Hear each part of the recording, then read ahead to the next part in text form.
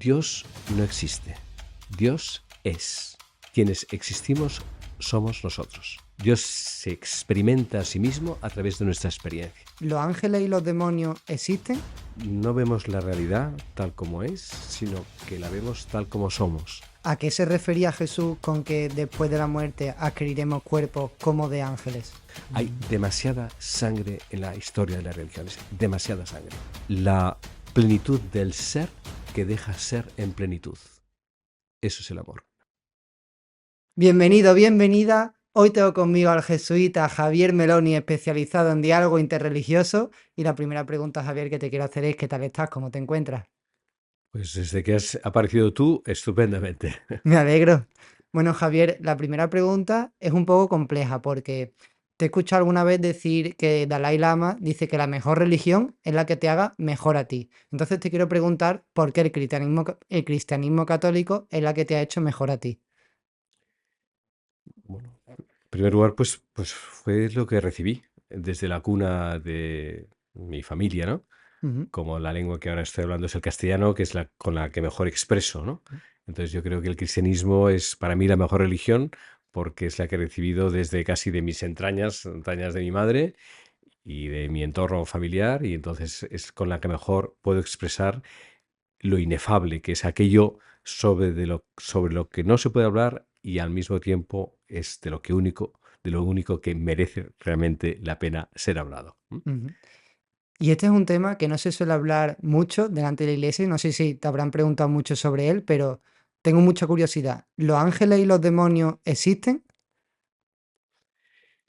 Son correlativos a nuestros estados de conciencia, ¿eh? Es decir, no vemos la realidad tal como es, sino que la vemos tal como somos.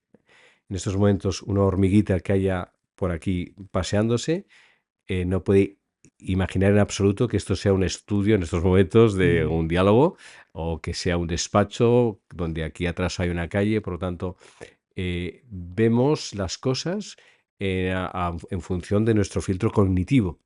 Entonces, desde visiones más iconográficas, pues podríamos ver ángeles y demonios. Desde visiones más abstractas veríamos conceptos. Desde visiones más energéticas veríamos flujos de energía. Por lo tanto, la realidad es correlativa, el sujeto es correlativo al objeto, ¿no? Ujú. Por lo tanto, las cosas no existen separadas de quien las ve, sino de cómo son vistas, ¿no? Ujú. Ya que conoces mucho sobre diferentes religiones, quiero preguntarte si los ángeles y los demonios se encuentran representados también en otras religiones. Por ejemplo, se me ocurre ahora mismo la religión que se practica en Japón, que habla de espíritus que existen allí y que influyen en la vida de las personas. Podríamos decir que son equivalentes, ¿eh? Raymond Paniker utiliza una expresión un poco compleja que habla de las equivalencias homeomórficas, ¿eh? Es decir, cuando se comparan religiones, no se puede simplemente, por ejemplo, pues Brahma y Dios ocupan el mismo lugar en cada religión, pero directamente Brahma no es Dios, ¿eh? Porque el Brahma es más bien un ser más bien impersonal, Dios para nosotros es personal. Por lo tanto, las comparaciones entre religiones son complejas porque cada una tiene una constelación que las hace coherentes en el interior de sí misma. Y no puedes sacar un punto de una comparando a la otra porque estás desgarrando la constelación en la que está incluida. Entonces, los ángeles y los demonios los encontramos semejantemente en cada religión porque ejercen las mismas funciones. Yo diría que la función que ángeles y demonios ejercen son estadios intermedios o seres intermedios entre lo más físico, que es nuestra experiencia corporal que tenemos, y lo más intangible, que es lo divino. Entre nosotros y la divinidad más común son estadios intermedios o seres intermedios entre lo más físico, que es nuestra experiencia corporal que tenemos, y lo más intangible, que es lo divino. Entre nosotros y la divinidad más absoluta, Dios, el ser más absoluto, todas las religiones, de un modo u otro, intuyen que habrían seres o estadios intermedios de transición, ¿eh? Ujú. Sean más luminosos o más oscuros. Los luminosos serían los ángeles, los demonios serían esas fuerzas o turbulencias oscuras, como los ángeles serían los seres o turbulencias luminosas, ¿eh? o flujos luminosos. Que se personifiquen o no depende de cada religión. Mm. Esta es la última pregunta sobre ángeles y demonios. ¿A qué se refería Jesús con que después de la muerte adquiriremos cuerpos como de ángeles? A ver, la intuición que yo creo que hay detrás de lo que dice Jesús es que no nos despersonalizamos, ¿eh? Que nuestra alma, nuestro espíritu no es un vapor que de repente pierde su configuración, sino que aquello que somos continúa siendo ese núcleo. O sea, ¿cómo te puedo reconocer como Fernando? Pues porque te he visto en otros momentos Ujú, y tu rostro enseguida me ha dicho, ah, es Fernando, como tú me reconoces como Javier, porque hay una fisonomía. ujú, Entonces, podemos pensar que al morir, ese espíritu se difuminaría y entonces dejaríamos de tener identidad. ¿Cuál es una identidad que no sea física y que al mismo tiempo sea identificable? Eso es lo que yo creo que las tradiciones, o mismo Jesús, quiere decir que tendremos cuerpo de ángeles. O ujú, sea, una identidad no física, pero que al mismo tiempo será identificable. ujú. ¿Y cuál es la diferencia entre realidad y verdad? Buena pregunta. Bueno, podríamos decir que la verdad sería la conciencia de la realidad, ¿eh? O sea, lo que hace verdadero una afirmación o una percepción es que esa comprensión o percepción que estás teniendo de lo real se adecua a aquello que es, ¿no? Por lo tanto, la verdad sería como la identificación cognitiva de eso que está antes incluso de ser reconocido. ¿Y existe una verdad o existen muchas? Existen múltiples maneras de decir la verdad. ¿Y cómo podemos abrirnos cada vez más a la trascendencia? Por muchas vías. O sea, yo creo que nuestra existencia es una apertura progresiva a la trascendencia. Eh, Partimos de un núcleo muy pequeñito, ¿no? Que es nuestro feto, en el seno de nuestras madres. Luego somos criaturas que tenemos también, bueno, incluso de esto desde el punto de vista ontogenético, es decir, personal. Si hiciéramos filogenético, es decir, la especie humana, ¿no? Empezó siendo una ameba, ¿eh? Y como nosotros empezamos siendo una ameba, cada uno de nosotros, como especie también empezamos así. Y entonces yo entiendo que el increíble prodigio de la evolución es un despliegue de conciencia hacia la trascendencia, desde lo más pequeño y más simple hasta la totalidad que será Dios, que es Dios, ¿no?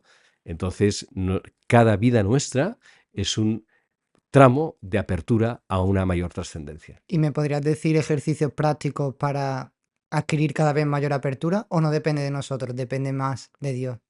No, no, siempre depende de ambos, ¿eh? O sea, a mí me gusta decir algo que cada vez además lo tengo como más, no sé, más claro, sin que fuera pretencioso decir esto de la claridad, ¿no? Porque, bueno, pero yo cada vez comprendo más lo siguiente, y yo creo que es la clave de nuestra existencia. Dios no existe, Dios es.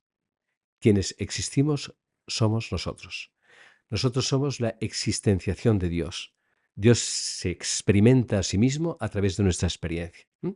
Por lo tanto, cada ser, y nosotros en cuanto que humanos, hemos de, o sea, se nos da unos medios, la religión que practicamos nos da unos medios, la interreligiosidad que en estos momentos en la que nos movemos también nos da otros medios,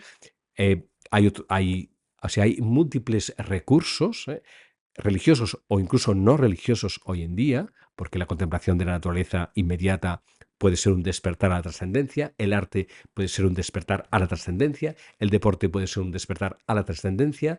Es decir, que hay muchas vías por las cuales nos vamos abriendo a esta infinitud que, por otro lado, si encuentras un método de apertura, que es una vía espiritual o una práctica meditativa o oración, bueno, pues te ayuda, lógicamente, ¿no? Ujú, Porque está avalada, ujú. pues por algunos, por mm, centenares de generaciones que preceden, ¿no? Otras están saliendo hoy en día, ¿no? Entonces, cada tiempo, cada lugar, cada persona, y hoy en día la ventaja y desventaja de los momentos que vivimos es que hay muchas oportunidades y muchas posibilidades, con el peligro de perdernos, porque entonces no acabamos de saber cuál es la que hay que elegir, o con la posibilidad también de indagar, de explorar, hasta que uno se entrega a una de ellas. Porque si todas van a dar al mismo lugar, no tiene sentido ir abriendo puertas y ir cerrándolas, sino que hay Ujú. que, cuando uno siente que esa es la que realmente te lleva, y ahí estaría la pregunta del Dalai Lama, ¿no? Pues aquella que realmente te lleva, pues entonces entregarte hasta el fondo, ¿no? Ujú, Ese es el punto. Toda práctica espiritual pide una entrega integral. ujú. Hago esta breve interrupción para hacerte saber que existe un principio vital que muy pocos conocen que te permite mejorar tu presente y tu futuro. Esta es la ley del desdoblamiento del tiempo. En la descripción del vídeo puedes encontrar un enlace a un curso gratuito que he subido en YouTube explicando este principio vital que descubrió el físico Jean-Pierre Gagné-Mallet hace ya más de 50 años. Si consigues aplicarlo en tu día a día, te garantizo que todo te empezará a ir mejor. No necesitas tener ningún conocimiento sobre física cuántica y física clásica. Ya te dejo con la entrevista, que la disfrutes. Algo muy importante que dice Ignacio de Loyola es aprender el discernimiento. Respecto a esto te quiero preguntar, ¿cómo podemos descubrir la voluntad de Dios para nosotros o nuestra misión en la vida? ¿Solamente a través del discernimiento? A ver, el discernimiento hay que explicarlo bien porque a veces se ha reducido a una parte mental, y a veces por discernimiento, San Ignacio habla de tres modos de discernimiento, ¿no?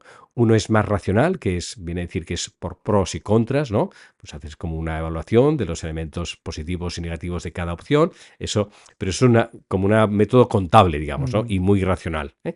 Que puede servir, pero que no es ni mucho menos el único modo de discernimiento. El segundo modo de discernimiento es por lo que él habla de emociones, ¿m? Que él identifica como sobre todo la polaridad, consolación, desolación.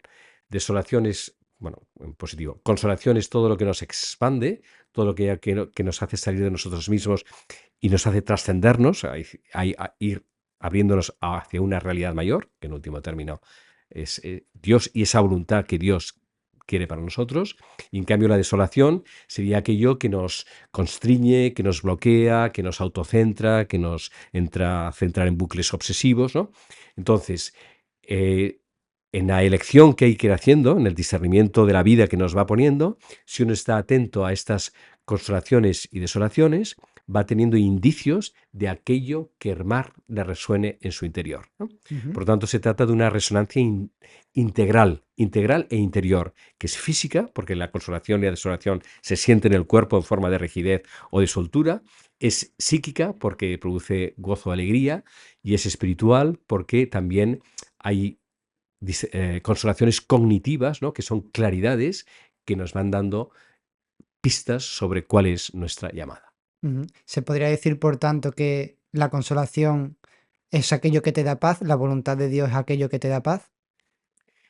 Sí, pero no es tan fácil, ¿eh? Porque Ujú, depende en el qué estado estemos, nos puede dar una falsa paz, ¿no? O nos puedes dar una falsa inquietud, porque si estamos mal instalados, es una llamada de Dios nos puede desinstalar y eso no nos da ninguna paz y entonces, no, no, eso no me da paz, por lo tanto, no, ujú, no, te está desinstalando y esa paz, esa no, esa inquietud que está provocando te está haciendo salir de tu zona de confort, por lo ujú. tanto, no hay una inmediatez en la identificación, consolación, paz, desolación, inquietud, porque depende en dónde estés puesto para que los signos sean contrarios, digamos, ¿no? Ujú, Lo importante de la consolación y la desolación es el proceso, el dinamismo, la direccionalidad. ¿M? Por eso él habla no solo de consolación y de desolación, sino que habla de buen espíritu y mal espíritu. ¿M? Porque lo que viene del buen espíritu tiene una direccionalidad hacia ese Dios siempre mayor y siempre más íntimo. Y lo que viene del mal espíritu nos autocentra y nos recentra en bucles, como digo, inacabados, ¿no? ujú. Entonces, cuando uno está discerniendo, mm, en esa escucha de la consolación y la desolación, lo que tiene que escuchar es atender es el hacia dónde le dirige. Y por eso habla de emociones, moción como movimiento, como direccionalidades. Y es en el proceso de un tiempo, el discernimiento siempre dura un tiempo más o menos largo para que haya posibilidad de tomar, de percibir la dirección que esas emociones te están produciendo. Y este es un tema que se está hablando mucho últimamente, que es el tema del apocalipsis. Hay gente que dice que se está cumpliendo, gente que dice que no. ¿Qué opinas tú, Javier? A ver, yo creo que estamos llegando a un fin, al fin de un mundo, pero no al fin del mundo, ¿eh? Ujú, O sea, que se está acabando un mundo, sin duda. Que se esté acabando el mundo, no, porque esto durará mucho tiempo y cada final de civilización, también cuando acabó el tiempo del Imperio Romano, San Agustín tuvo la sensación de que se acababa el mundo y no, se acababa su mundo, pero el mm. mundo continuó y cuando pues hubo la Revolución Francesa, pues pudieron los que estaban viviendo aquello, se desmoronaron un mundo. Entonces, cada momento de transición produce unas sacudidas que pueden tener elementos, entre comillas, apocalípticos, Ujú. pero eso no es el fin del mundo, es el fin de un mundo, de nuestro mundo, tal como hasta ahora lo hemos conocido. Ya que estás especializado en ámbito interreligioso, qué mejor que tú para responder esta pregunta. ¿Ahí todas las religiones o muchas de ellas hablan de una segunda venida? Y si es así, ¿crees que esa segunda venida se producirá en una sola persona o serán diferentes personas y cada una representará la segunda venida de cada religión? A ver, cuando las religiones de un modo u otro hablan de una segunda venida, no todas hablan de una segunda venida, ¿eh? Lo habla el cristianismo, hasta cierto punto lo habla el islam, hasta cierto punto lo espera el judaísmo, de hecho la espera mesiánica viene del judaísmo.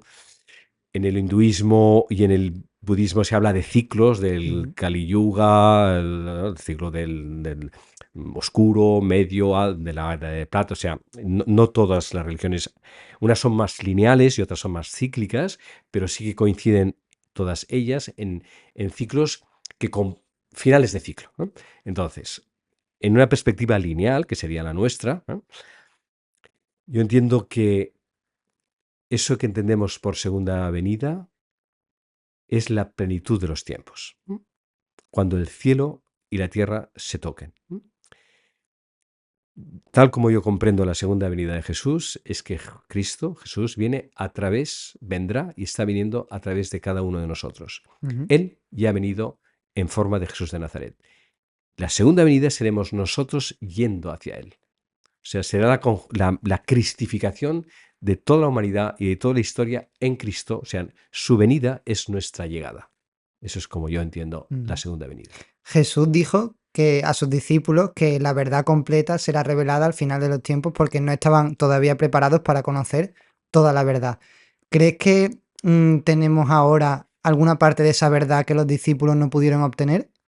Yo creo que la especie humana evoluciona en su capacidad de conciencia y que hoy, 2000 años después, tenemos mayor conciencia, mayor nivel de conciencia de lo que en tiempos de Jesús podían comprender, ¿no? Yo creo que la revelación se va desvelando poco a poco, efectivamente, y yo creo que ni al final de los es que no habrá final de los tiempos, porque es que al Ujú, final no habrá tiempo, ¿eh? Por lo tanto, esto se ujú, seguirá revelando desde la eternidad hasta toda la eternidad. No hay finitud, ¿eh?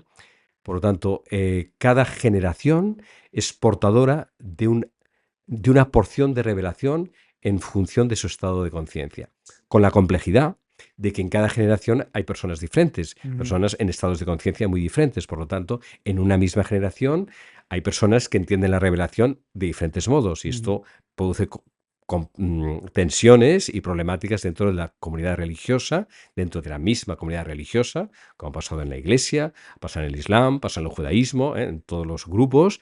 Hay digamos, un pensamiento estándar, o una interpretación estándar de la revelación, que es la media, digamos, de la que la generación de aquel momento puede entender, pero hay personas más abiertas que ven más, ¿no?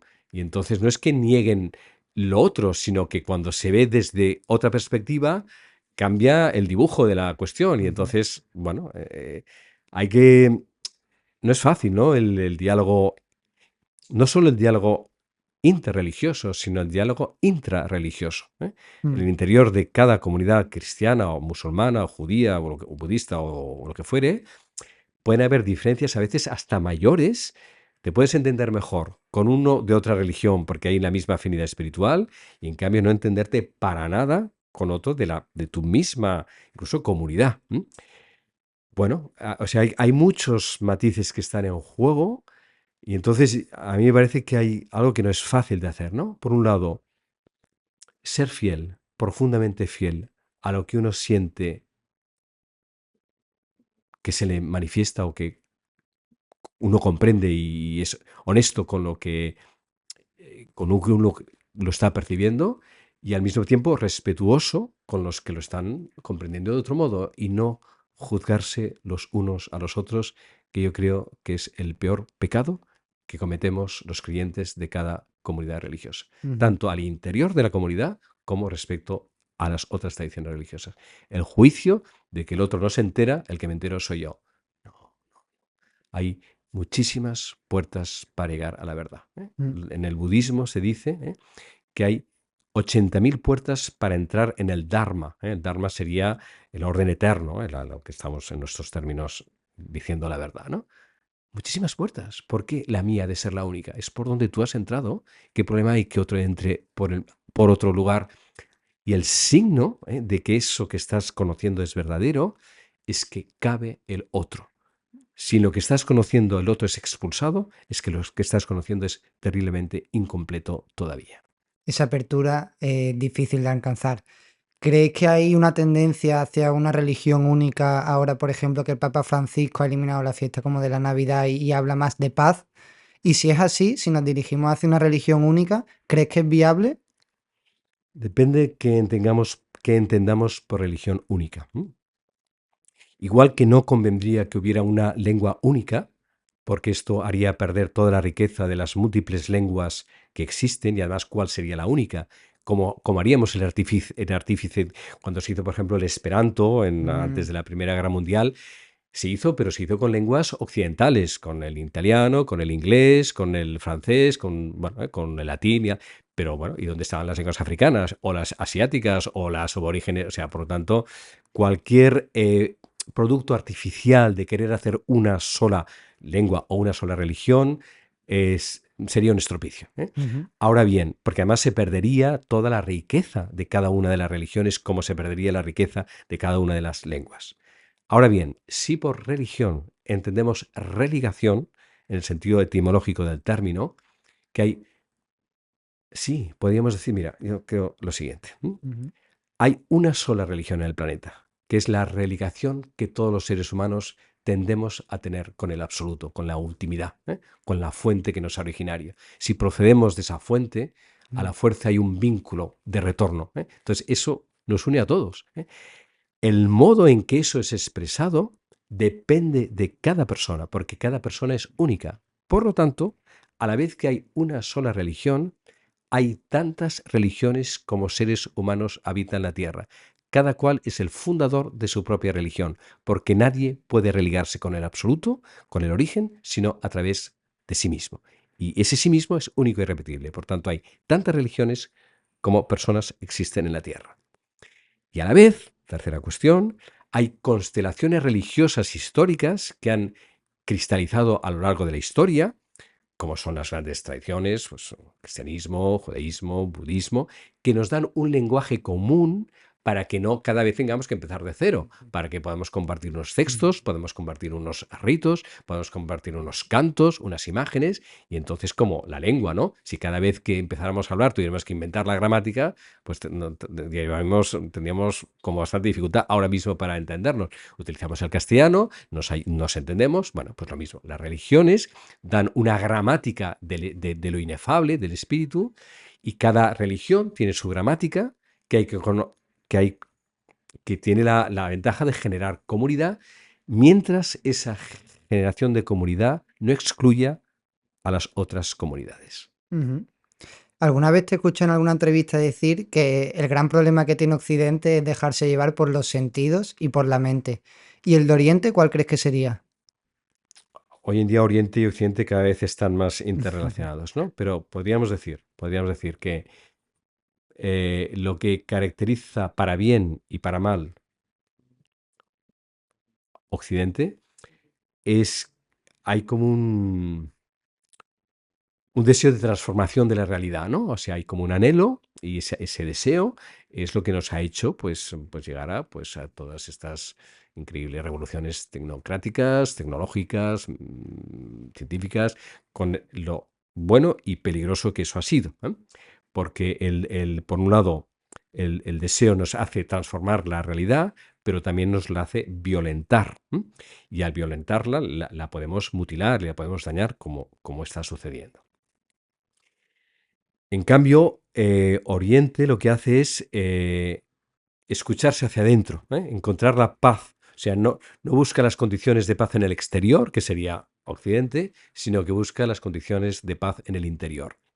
El peligro de Oriente en este sentido sería la pasividad, y en cambio Mm, su gran fuerza sería la sabiduría, y en cambio el peligro, la ventaja de Occidente sería la transformación de las condiciones exteriores, y su peligro sería la impaciencia, la violentación de las cosas, la permanente insatisfacción, ¿no?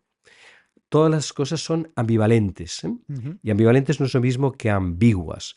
Ambivalentes significa que tienen ambas dos valencias, ¿eh? Un cuchillo pues sirve para cortar el pan, pero también pues para clavárselo a alguien, digamos, ¿no? Entonces la vaina pues tiene las dos posibilidades, pues todo lo mismo, ¿no? ujú, Entonces lo que es una posibilidad también puede ser una limitación, pero lo que es una limitación también puede ser una posibilidad.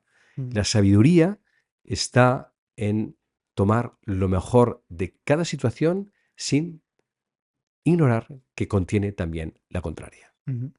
Y Javier, ¿tenemos que abandonar los sentidos para encontrar la verdad? ¿O precisamente son los sentidos los que nos ayudan a encontrar la verdad? No, no, claro que sí. No, no hay que abandonar todo. Hay que, o sea, vamos a ver, no hay que abandonar, al contrario, hay que integrarlo todo, ¿eh? Ujú, Lo que hay que, en todo caso, abandonar es la avidez que podemos poner en el ver, en el escuchar, y en la absurdización, o sea, la fragmentación. O sea, lo que hace peligrosos los sentidos es que nuestra única aproximación a la realidad sea a través de los sentidos. Y al estar tan absorbidos por los sentidos, no veamos nada más que lo que los sentidos nos permiten percibir, digamos, ¿no? Pero eso no significa dejar de ver, dejar de oír, sino que al mismo tiempo que veo, hay una cosa muy importante en la pregunta que me estás haciendo.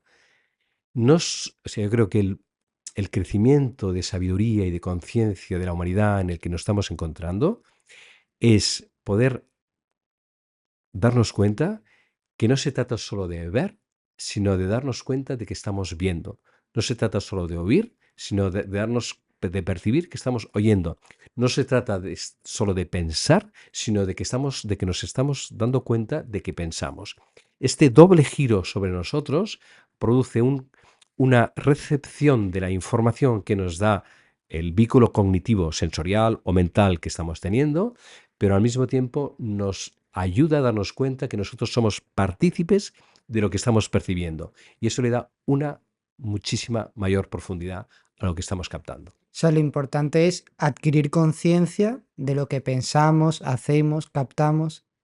Y entonces esa percepción de la realidad es mucho más completa porque nosotros estamos integrados en ella. Ujú, En esta misma conversación que estamos teniendo, tú ante mí, yo ante ti, no basta saber con que tú estás ante mí y yo estoy ante ti, porque eso nos separa todavía como objeto y sujeto. Cuando ahora yo te estoy mirando y estamos dando conciencia de eso, está apareciendo una capacidad de amor y de inclusión en la conversación que estamos teniendo que le da a esto mismo que estamos hablando una cualidad diferente que la que tenía hace 2 minutos, ujú, porque estamos mucho más presentes en lo que estamos hablando. ujú. Esta toma de conciencia que ahora estamos teniendo nos viene no solo porque estamos hablando de lo que estamos hablando, sino porque estamos siendo conscientes de que tú y yo estamos hablando de algo que nos está sobrepasando. Y esa comunión que se está creando es el nuevo modo de conciencia que yo creo que es lo que salvará a la humanidad. Por lo tanto, a tu primera pregunta, no se trata de no escuchar los sentidos o de no mutilar nada, sino de incluirlo en esa conciencia superior que incorpora eso que estamos diciendo, ¿no? ¿Crees que todos podemos llegar a ser como Jesús? Porque él dijo, haréis las mismas cosas que yo y aún mayores, pero parece que no nos lo creemos y que nadie está llegando a su nivel. Esto requiere mucho tiempo. Es decir, yo creo que el cristianismo se completa cuando creemos profundamente que Jesús nos dice, sed lo que yo soy, porque sois lo que yo soy.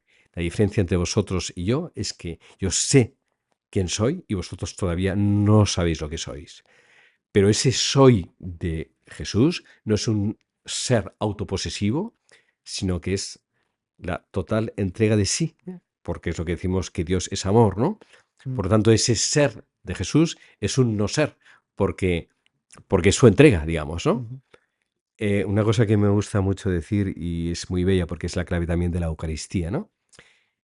Cuando el pan llega a ser plenamente pan, cuando se empieza a comer. ¿De qué sirve un pan que no se comiera? Bueno, está ahí, pero todavía no ha ejercido su función de pan. Empieza a ser cuando comienza a dejar de ser, es decir, cuando empieza a comerse. Por lo tanto, ser Cristo, ¿eh? O ser Dios, que es lo que, ser como Dios, o ser ujú, llamados a la divinidad, no es algo que podamos, que sea algo, un trofeo a conquistar, sino que es un modo de existencia que en la medida que nos convertimos en eso, vamos desapareciendo nosotros mismos porque Dios es infinita capacidad de desaparición por amor, que ujú. es lo que fue Jesús.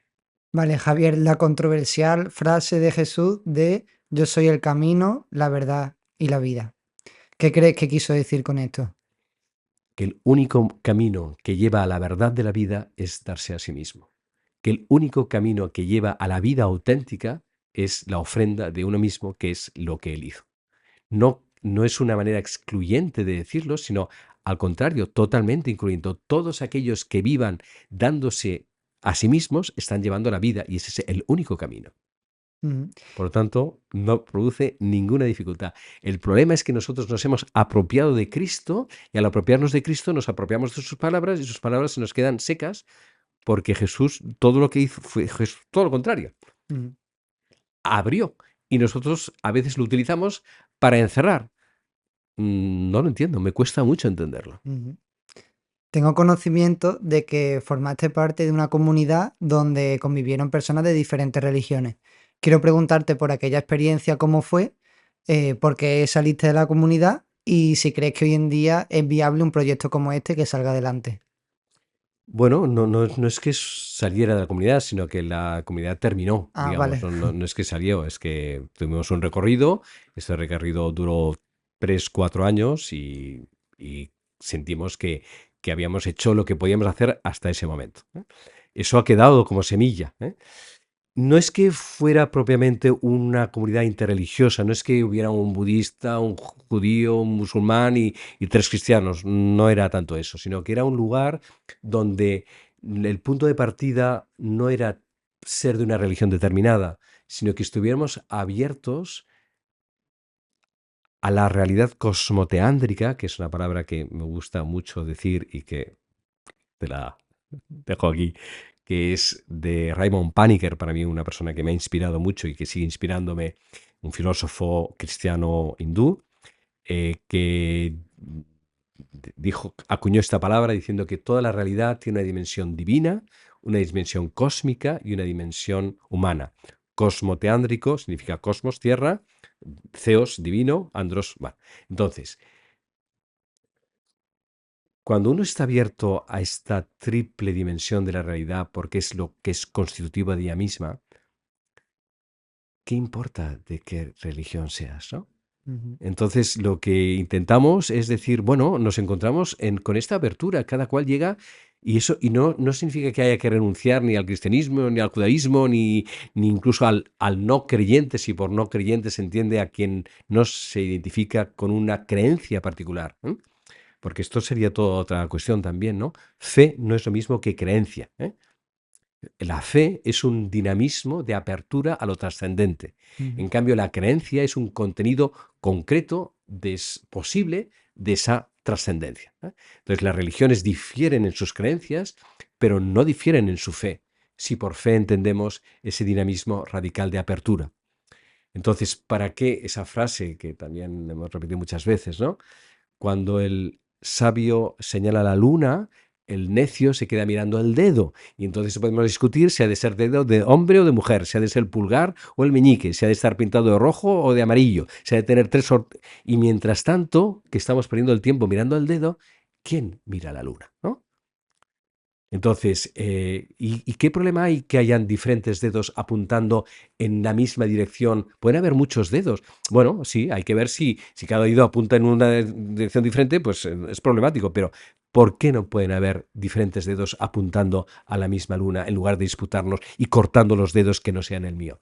No, no, hay Mm, demasiada sangre en la historia de las religiones, demasiada sangre, porque nos hemos apropiado de lo inapropiable y cuando nos apropiamos de lo inapropiable, eso explota en nuestro interior porque no mm, es posible esa reducción, ¿no? ujú. Hace unos años, hace unos años que recuerdo una cosa que me ha ayudado mucho, ¿no? Iba caminando por la playa por la noche y había una luna llena preciosa que reflejaba en el mar, ¿no? Y yo iba caminando y me di cuenta de, caray, el reflejo de la luna caminaba conmigo. Parecía que la luna solo me regalara a mí el reflejo. Y ostras, qué maravilla. Pero luego pensé, bueno, si hubiera aquí otro caminante, le pasaría igual, ¿no? Por lo tanto, el reflejo llega a cada uno. Mm. ¿Cómo va a ser mi reflejo y mi luna? Pero qué barbaridad, digamos, ¿no? Bueno, ese es el gran pecado de las religiones, la apropiación del reflejo del agua que llega hasta mí. Totalmente de acuerdo, Javier. ¿Por qué crees que nos cuesta abrirnos? Yo creo que es porque pensamos que la convivencia no es posible. El ejemplo más claro es que Europa se separa iglesia y Estado y sin embargo los musulmanes unen la religión con el Estado. ¿Por qué crees que nos cuesta convivir con diferentes religiones? Porque tenemos miedo del otro, ¿no? Hemos nacido por lo que fuera y misteriosamente en un entorno hostil donde el otro nos da miedo. ¿Cómo hemos llegado a semejante locura? Bueno, pues ahí habría que hablar del patriarcado, bueno, hay muchas explicaciones de por qué hemos llegado a sentir la hostilidad del otro, ¿no? Esta separación que mencionas de Estado-Iglesia o Estado-religión es reciente en el cristianismo y se hizo a pesar del mismo cristianismo, a pesar de la Iglesia, hasta la Revolución Francesa, por decirlo así, o hasta en España, hasta hace 40 años, iba junto. Por lo tanto, Mm, no vamos a dar lecciones a nadie sobre este tema, ¿no? O sea, lo más sublime de las religiones es la santidad y la sabiduría que promueven o que suscitan. Pero lo más perverso de las religiones es cuando están aliadas con el poder, ¿no? No hay perversión mayor para una religión que su alianza con el poder, porque cuando lo sagrado se impone, se pervierte. En cambio, cuando lo sagrado se ofrece, es una celebración. ¿Y por qué no nos podemos ofrecer los unos a los otros nuestra experiencia de lo sagrado? Porque tenemos miedo del otro. ¿Cómo hemos llegado a este miedo? Bueno, pues ahí a veces desde, bueno, nuestros padres tenemos que ir se hace un análisis muy complejo de qué tipo de relaciones paterno-filiales se producen, ¿eh? Donde no quiero hacer un análisis duro de nuestra sociedad, pero yo creo que hay heridas muy profundas en nuestras relaciones filioparentales que están marcadas por la exigencia que nuestros padres nos hacen a ser como ellos esperan que seamos. Y esta ruptura, esta desconfianza sobre nosotros mismos, porque si no respondemos a cómo hemos de ser, no somos amados, se convierte también en una desconfianza de los unos hacia los otros. Si no respondemos a los patrones a los que se supone que tenemos que cumplir o congraciar, ¿no?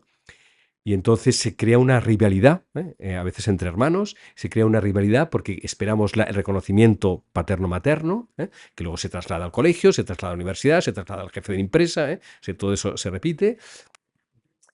Y entonces, en lugar de tener una verdad compartida, tenemos una verdad competida, ¿no? mm. Y entonces el otro lo sentimos como alguien que va a amenazar mi territorio, ¿no? Me ha generado un poco de contradicción el hecho de que digas de que la religión no debe preocuparse por el poder, porque, claro, como mejor se transforma una sociedad es con el ejemplo. Pero Ignacio de Loyola dijo, bueno, o pretendía que la compañía de Jesús tuviera influencia en todo el mundo y adquiriera cierto poder. Bueno, no quiero decir entre comillas porque realmente es la palabra poder. Entonces, ¿No crees que para transformar la sociedad hace falta algo más que el ejemplo, como eso que pretende Ignacio Loyola de adquirir puestos de poder? Podríamos decir, la palabra poder es muy ambigua, ¿eh? Si por poder mm, entendiéramos capacitación, posibilidades, medios, tener medios para transformar, sí. Es verdad, como jesuitas somos diferentes de los franciscanos, que hacen claramente un voto por la pobreza, o por los hermanitos de Foucault, que claramente su carisma pues, es vivir lo más sencillamente y con los pobres de la tierra, y ese testimonio es su fortaleza y no otra. En cambio, es cierto, San Ignacio fue a Roma, sintió que su llamada era a Roma porque ahí estaba el centro del poder, pero no para, o sea, si por poder entendemos la usurpación del otro o la dominación del otro, estamos evidentemente en el anticristianismo, y entonces la compañía sería Mm, anticristiana y no es lo que pretendemos, ¿no? Pero si por poder entendemos la capacitación, o sea, la utilización de medios para poder transformar la realidad, para poder transformar, ese poder transformar, no ejerce ninguna violencia, sino que se capacita para producir una transformación, ¿no? ujú. Entonces sí, hemos de tener posibilidades ahora mismo, ¿no? Pues tenemos unos medios y buenos medios para que haya una buena transmisión. Sí, podrían ser más cutres, bueno, pero entonces quedaría, bueno, bien, depende de lo que se pretenda, digamos, ¿no? Pero ese poder no, la utilización de ese poder no me está sometiendo ahora a ti, ¿no? Sino Ujú, al contrario, está permitiendo una vehiculación, una relación. Por tanto, hay un poder al servicio de la dominación, que eso es perverso, pero en cambio hay un poder al servicio de la posibilitación, cuando hoy en día se habla del empoderamiento, ¿no? De hay que empoderar ¿no? Las clases empobrecidas o ninguneadas, o no. Ese empoderamiento tiene un sabor positivo, digamos, ¿no? ujú, Porque no es para violentar ni someter, sino para poder expresarse, para posibilitarse, ¿no? ujú, Ese sería el sentido del poder dentro de la compañía, ¿eh? ujú. Capacitarse, ¿eh? Lo Con in toda la ambigüedad, ¿eh? Con toda la ambigüedad que tiene, Claro, claro. evidentemente, con toda la ambigüedad. Lo inefable, el misterio, no se puede definir. Sin embargo, solemos decir que Dios es amor. Si conseguimos definir el amor, podríamos intentar conseguir definir a Dios. ¿Qué es el amor, Javier? Es muy bella pregunta, ¿no? Una manera, no para definir, no, porque no vamos a encerrar esa palabra tan extraordinaria en ninguna fórmula, ¿no? Pero intentando comprender con nuestras palabras eso que decimos amor, para mí, una manera bella de decirlo sería, es la plenitud del ser que deja ser en plenitud. Eso es el amor. Cuando sentimos amor por algo o por alguien, sentimos una plenitud, ¿no? Un gozo, ¿no? Es expansivo, el amor es expansivo, Ujú, que además produce inseparablemente el deseo de que esa abundancia llegue al otro. Eso es el amor. Entonces, claro, eso es lo que es Dios. O sea, la creación brota de una expansión que no tenemos palabras para expresar, del ser de Dios, que desea comunicar al no ser su ser. Eso es, por eso decimos que Dios es amor, ujú, ¿no? Y por lo tanto, solo podemos llegar a Dios como amor porque nos hará de su misma naturaleza, porque somos de su misma naturaleza, ¿eh? Porque somos nacidos del amor, ¿eh? Lo que pasa es que en Él eso está realizado y es su esencia, y en cambio en nosotros es nuestra existencia. Eso tiene que existenciarse.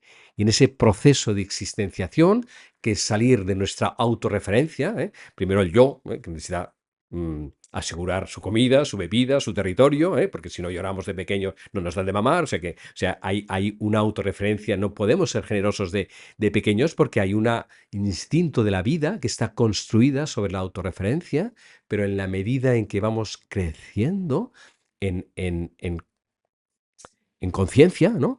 Y las especies también van creciendo, aunque bueno, habría que hablar mucho de si son nuestras. No creo para nada que la especie humana sea superior a las demás, es diferente, superior para nada. Pero bueno, o sea, no sé cómo los árboles o las plantas desarrollan su proceso de conciencia, los animales, pero bueno, en cuanto a mi experiencia humana, entiendo que voy amando más, cuando mi ser va dejando más espacio a los demás. Y eso es lo que es Dios. O sea, a Dios no lo podemos ver porque Dios no ocupa ningún espacio, sino que es el que genera el espacio del ser. Ujú. Y eso es lo que es amor. ¿Dios evoluciona con nosotros o es solamente nuestra forma de comunicarnos con Él lo que evoluciona? ¿O ambas? Los antiguos distinguían entre esencia y energía. Consideraban que la esencia es intocable, está ahí y eso no evoluciona porque eso... Pero la energía sí evoluciona. Entonces distinguirían para decirlo, el dios ad intra y el dios ad extra. Entonces sí, la manifestación de Dios, claro que evoluciona, porque evoluciona a través de nosotros. Nosotros somos la evolución de Dios en la exterioridad de Dios para regresar a su interioridad que está intacta. Pero eso intacto no está quieto, sino que está continuamente en salida de sí. O sea, no tenemos ni idea de nada, gracias a Dios. O sea, no tenemos ni idea de lo que somos, ¿no? O sea, ni de lo que es, de nuevo, ¿qué es este instante en el que ahora mismo estamos hablando? O esta ciudad en la que nos encontramos, o en este planeta en el que habitamos, o estas miles infinitas galaxias que existimos. Todo eso, a mi modo de entender, es la expresión de Dios de sí mismo, comunicándose a sí mismo para que cada una de las partículas en la que se está comunicando tenga conciencia de que somos parte de Él y que somos Él bajo la forma de cada cosa. Y esto es un largo proceso, Ujú, extensísimo en el espacio-tiempo recorrido, ¿no? Y entonces todo esto es la aventura de Dios haciéndose a sí mismo sabiendo que Dios no tiene que hacerse porque ya es, ¿no? ujú. Pero hay un ser en Dios que ya es y hay un hacerse en Dios que es lo que somos. Y esas dos cosas se han de conjuntar. Y yo creo que esta es la nueva manera de entender la religión, que si así la entendiéramos, es perfectamente compatible con lo que está la ciencia diciendo sobre lo que es la materia o el universo, o la psicología, o la biología, o cualquier disciplina del saber, apunta cada vez más, nos damos cuenta de que no competimos entre disciplinas, sino que son perspectivizaciones de del conocimiento, por decirlo así, para poder decir esto mismo que ahora puede haber dicho en lenguaje religioso, pero que puede ser dicho en lenguaje físico o químico o cuántico o lo que sea. Javier Krishnamurti repetía mucho la frase de todo es perfecto tal y como es, ¿no? Entonces, si todo es perfecto, ¿por qué debemos de tratar cambiarlo? ¿Por qué Jesús trató de transformar la realidad y de cambiarla? Porque está en niveles diferentes. O sea,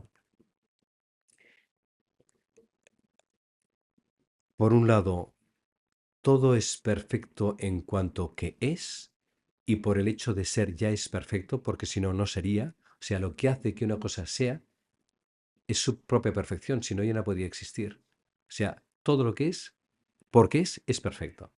Eso no quita que podamos modificarlo, porque esa modificación que hagamos también será perfecta, aunque salga mal. O sea, no sé si me explico lo que quiero decir. Sí, sí, lo ¿eh? entiendo, lo entiendo. Es muy fino el tema. O sea, que todo sea perfecto a un plano no nos hace pasivos e indolentes en otro plano.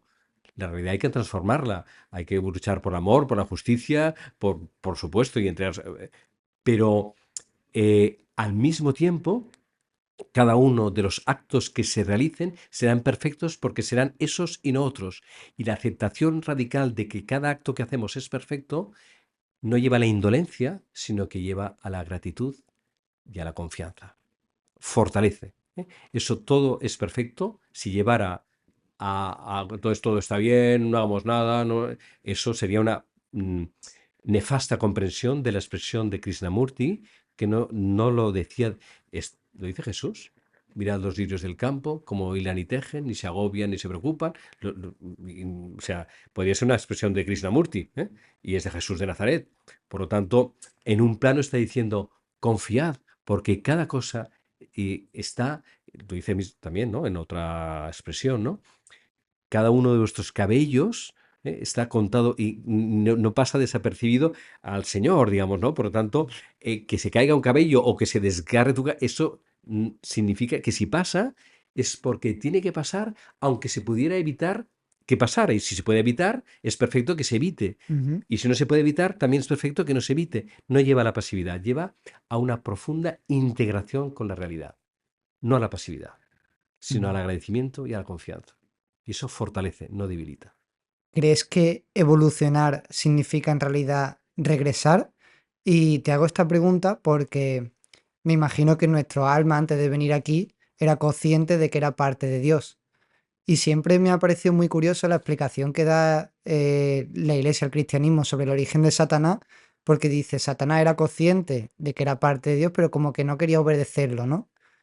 Em, ¿Crees que en realidad evolucionar es darnos cuenta, como has dicho, ser conscientes de que somos parte de Dios o incluso Dios mismo en, en un fragmento? ¿Eso crees que evolucionar significa en realidad regresar, volver a ser consciente de eso, de que somos Dios?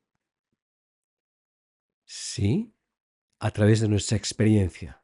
Es decir, es una conciencia que necesita de nuestra experiencia. Y lo propio de la experiencia es el proceso. En otros estados superiores más altos, o sea, yo entiendo a ver, si es, logro explicar lo que... Son comprensiones que voy teniendo últimamente cada vez con mayor claridad, ¿eh? Bueno, con toda la bruma de esa claridad, por supuesto. A ver, yo entendería que Dios, para decirlo así, el Ser Supremo, como decirlo así, es la punta, digamos, ¿no? Pero bueno, y la realidad se abre en forma, digamos, de abanico en la periferia de este abanico, ¿no? Entonces, nosotros estamos aquí, en la dimensión espacio-temporal, física, material en la que nos hallamos ahora. Ujú, A medida en que vamos a- creciendo en nivel de conciencia, en estado de conciencia, en dimensiones de existencia, el espacio-tiempo se concentra. Tiempo y espacio se van haciendo uno. Por eso en Dios todo es uno. Tiempo y espacio no existen o lo contienen todo, ujú, ¿no? Él está en todo momento y en todo tiempo. ujú, En cambio nosotros estamos en un tiempo y en un lugar. Entonces, a medida en que yo entiendo que la evolución de la conciencia es ir adentrándonos o ascendiéndonos en la escala de la conciencia para regresar a ese uno. En la meditación o en momentos determinados se dan como aperturas puntuales donde esto se da inmediatamente porque al mismo tiempo que estamos abajo, no hemos dejado de estar mm, en Dios, porque Dios está en todas partes, no solo está arriba, Dios es todo. Lo que pasa es que se manifiesta en nosotros, en nuestra espacio-temporalidad. Pero en la medida en que hacemos todo un trabajo interior, a través de la meditación, vamos como retomando o tomando conciencia de esta escala que aunque a un nivel está desdoblada, al mismo tiempo es simultánea, digamos, ¿no? ujú, Bueno. mm, la conciencia de la que hablamos no es conocimiento mental, ¿eh? Cuando hablamos de conciencia, yo eso también creo que es muy importante distinguirlo entre mente y conciencia. La mente es un dato, ¿eh? Que podemos, pues puedo ser como Dios o yo qué sé. Bueno, no es esto, ¿eh? La conciencia es inseparablemente amor, ¿no? Si ese dato cognitivo no contiene amor, todavía no es conciencia. Por lo tanto, Satanás no se enteró, ¿no? Había algún trauma en él que entendió la mitad de lo que tenía que entender. O sea, si lo hubiera entendido bien, ¿qué trauma hay en este ser? No tengo ni idea. No voy a hacer psicoanálisis pero hay algo interrumpido ujú, en ese conocimiento que le lleva a una conclusión totalmente confusa, digamos, ¿no?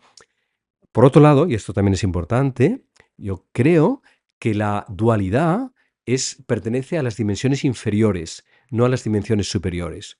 La existencia demoníaca, o como se le llame, o sea, oscura, sea personificada o no, pertenece a estados donde la conciencia crece en la dualidad.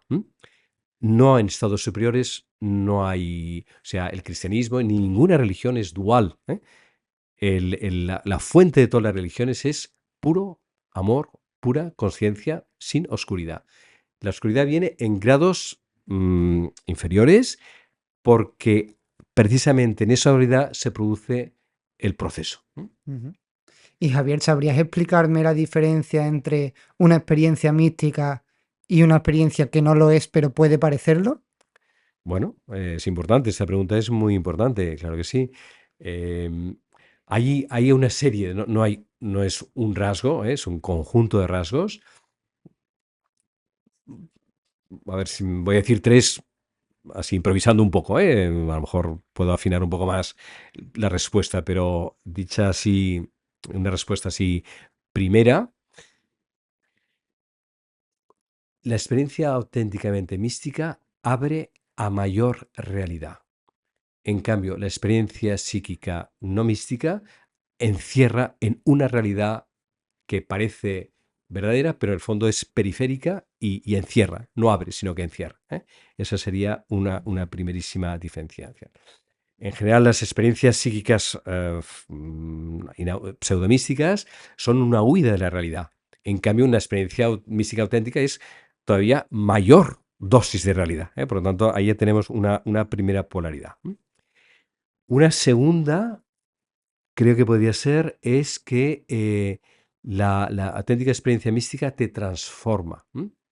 No queda ahí como algo que has tenido y aislado en el proceso, sino que quien tiene una auténtica experiencia mística, hay un antes y un después. Y eso le ha transformado integralmente, porque es real justamente esa experiencia, también toca su realidad y la transforma. En cambio, las experiencias, las pseudo experiencias, quedan pues como o adicciones o recuerdos separados de la transformación integral de la persona. Eso sería la segunda, el segundo rasgo, ¿no? Y el tercero, mm,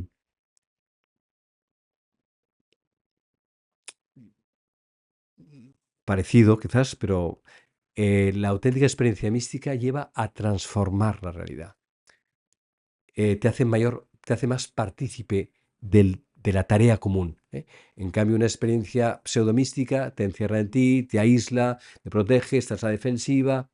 En cambio, no, lo otro te hace mucho más partícipe de eso que nos atañe a todos y formas parte de eso, ¿no? Ujú. Diría algo así. Javier, quiero que me explique la comunión de los santos. Yo no la entiendo muy bien. ¿Por qué no sirve rezar, por ejemplo, al personaje que tanto te gusta como Pedro Arrupe, que ha significado mucho para ti? La comunión de los santos es la presencia que sigue habiendo de ellos, porque su paso por la tierra de tal manera impregnado a la misma tierra que aquello que han dejado sigue estando presente y ellos mismos siguen estando presentes sin dejar de estar en la dimensión en la que se encuentren, ¿no?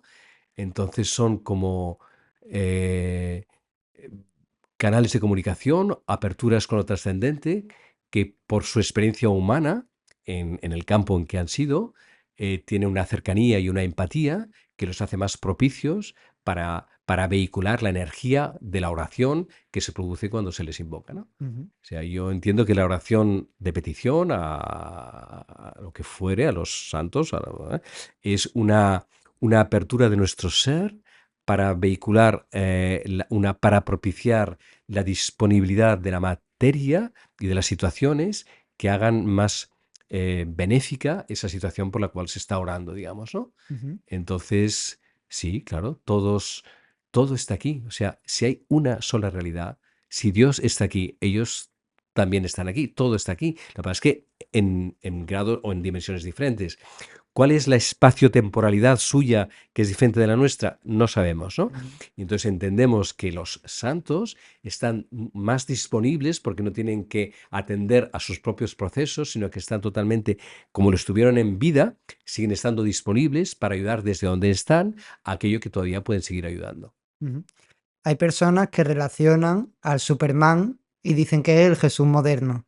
Referido a esto, te quiero hacer la pregunta, ¿crees que personajes alegóricos como Harry Potter, como Frodo del Señor de los Anillos, como Luke Skywalker, los cuales son personas que supuestamente, bueno, hacen el bien y precisamente ganan al mal porque hay una profecía que dice que van a ganar al mal? ¿Crees que todos ellos son personajes que están siendo, no encuentro la palabra, inspirados por Jesús?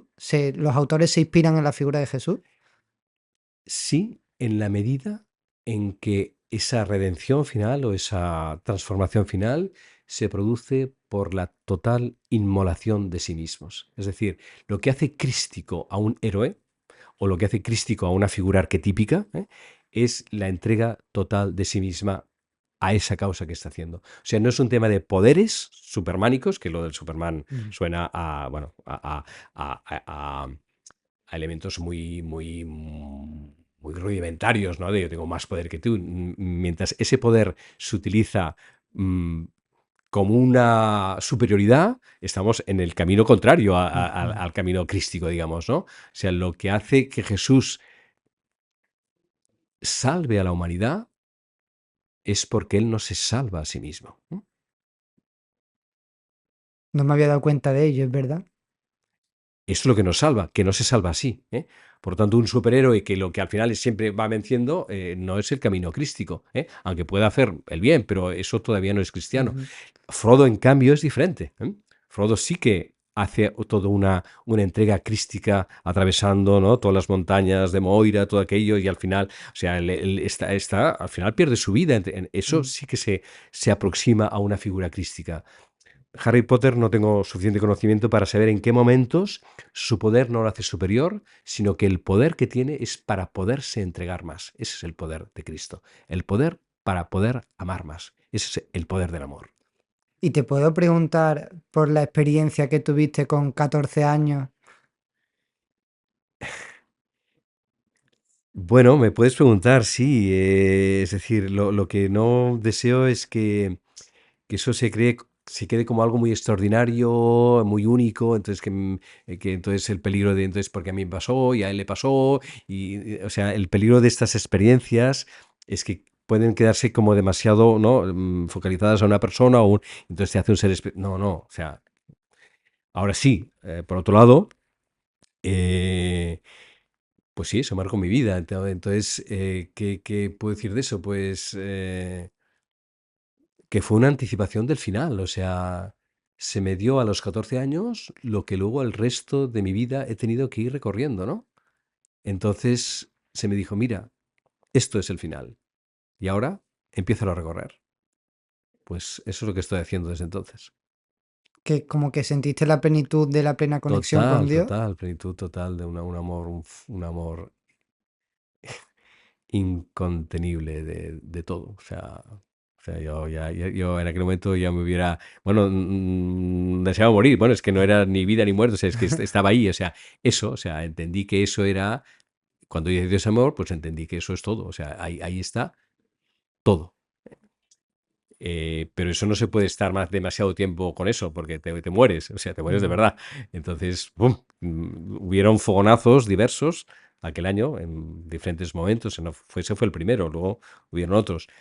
Y eso centró mi vida en esa dirección, digamos. O sea, yo no puedo sino estar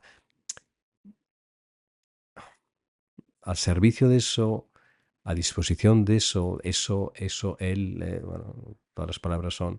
Y luego, bueno, pues sí, eso es cierto, se me dio a través de la Eucaristía y por lo tanto para mí la Eucaristía es muy importante y eso está ligado también al sacerdocio. Cuando consagro, se me da el don de poder consagrar el pan y el vino, pues siento, no siento esa intensidad, lógicamente, pero sí percibo algo muy fuerte que sucede y en el momento de comulgar también y bueno, eso está ahí como algo sagrado, absolutamente sagrado, ¿no? pero con temor y temblor y al mismo tiempo pues con un gran reconocimiento. Sí, eso marcó mi vida y la sigue marcando ahora, totalmente. Sí, sí, así es. Vale, pues Sí. Javier, muchísimas gracias por concederme esta entrevista. Creo que ha quedado espectacular, he aprendido mucho contigo y nada, muchísimas gracias por aceptar. De nada a ti. Si quisieras un libro que a mí me hizo mucho bien y que no es fácil de encontrar, pero yo creo que es lo más profundo que he leído sobre la experiencia angélica, es un relato escrito durante la Segunda Guerra Mundial por Gita Malaz. ¿Te suena? No. Pues te lo recomiendo, ¿eh?